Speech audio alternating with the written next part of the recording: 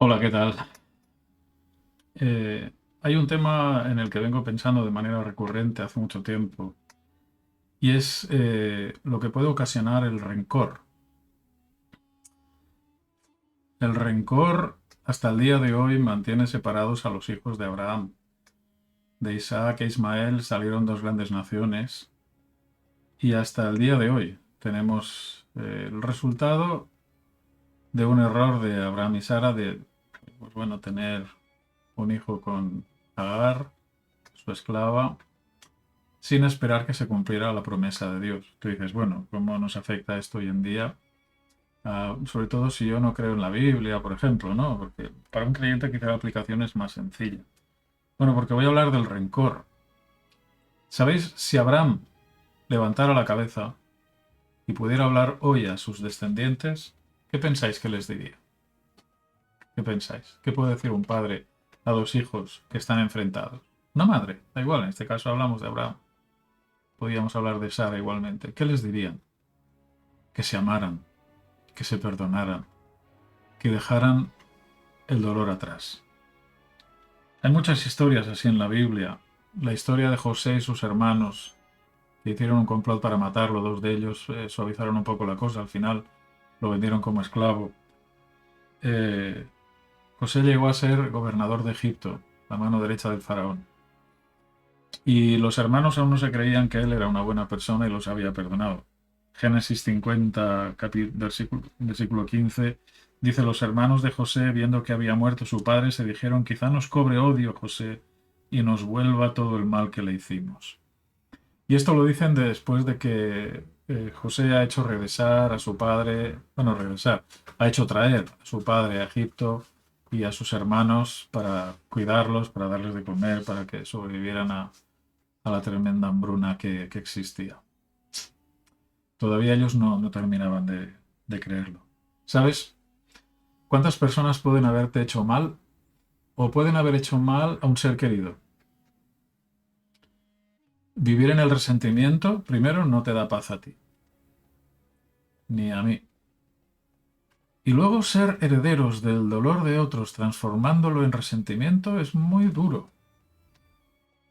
Eh, Conozco el caso de una familia donde una persona pues fue, bueno, diré que sufrió mucho a causa de alguien muy cercano a ella durante muchos años. El contexto de la familia lo pasó fatal viendo el sufrimiento de esta persona, el tremendo dolor día sí, día también, a todas horas. Yo he sido testigo.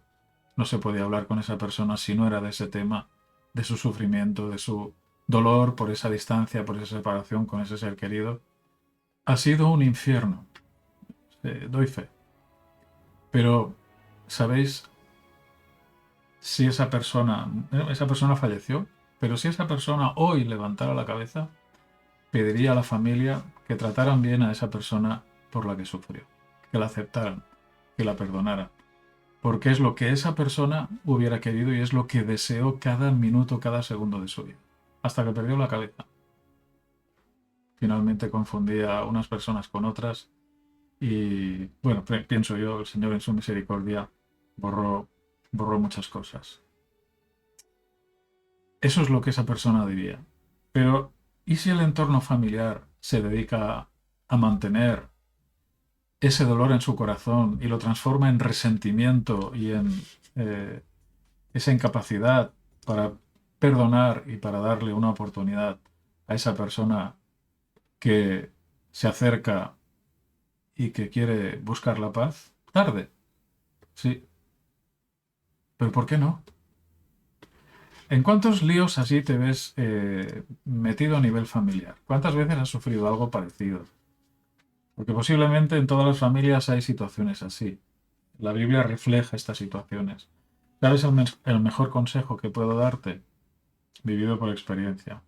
No vivas en el rencor. Porque el rencor se transforma en odio. O el odio nos proporciona el rencor. Es difícil admitirlo. Finalmente eso nos hace daño a nosotros mismos. Impide segundas, terceras, cuartas oportunidades, yo no sé.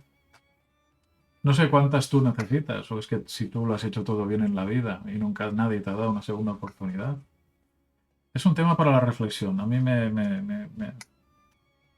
hace muy sensible esto a situaciones así.